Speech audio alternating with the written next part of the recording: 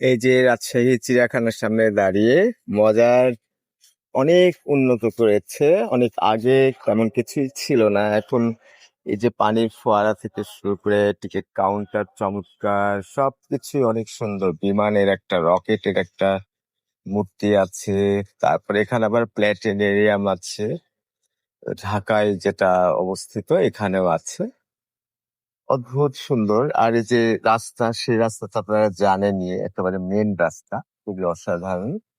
সবকিছু মিলিয়ে চিড়িয়াখানাটা বোধহয় সেরা এই কারণে যে হিজিবিজি নাই, পিছনে রাস্তা, সামনে রাস্তা। তারপরে টি বাঁধ একেবারে চমৎকার। টি বাঁধের সামনে এই চিড়িয়াখানার ভেতরে একটা এই পাহাড় আছে, মোটামুটি উঁচু, 2 তলা বিল্ডিং এর মতো উঁচু, অসামান্য। তবে অনেক দুর্বল ছিল। এখন যেহেতু অনেক কম্পিটিশনের দিকে, জিয়া পার্ক আছে।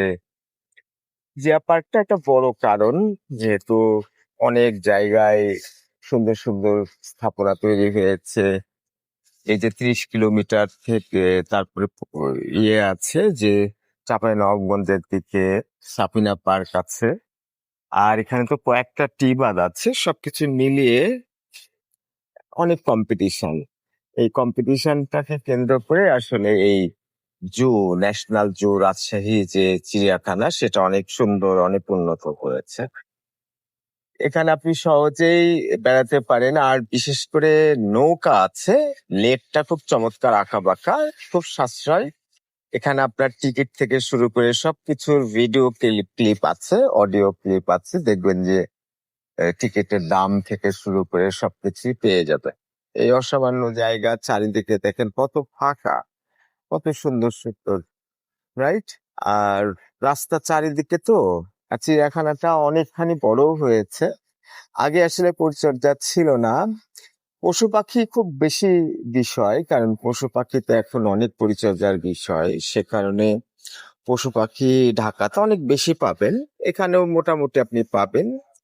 সবকিছু মিলিয়ে খারাপ না। আর রাজশাহী শহরে তো আপনি জানেনই, চারিদিকে সুন্দর সুন্দর লাইট, রাস্তা খুব সুন্দর, নিউ মার্কেটটা খুব চমৎকার, ঢাকার মতোই রাজশাহী নিউ মার্কেট। আর পদ্মা তো গোটা চারঘাট থেকে একবার 100 কিলোমিটার মতো, চাঁপাইনবাবগঞ্জে কুসুম্বা মসজিদ, সেই গোটা মানে রাজশাহী বিভাগটাই বলা যায় শেষ মাথা, যেটা ইন্ডিয়ার দিকে। ওই ইন্ডিয়া বাংলাদেশকে যে সেপারেট করেছে সেই পদ্মা নদী। সবকিছু মিলেই খুব সুন্দর।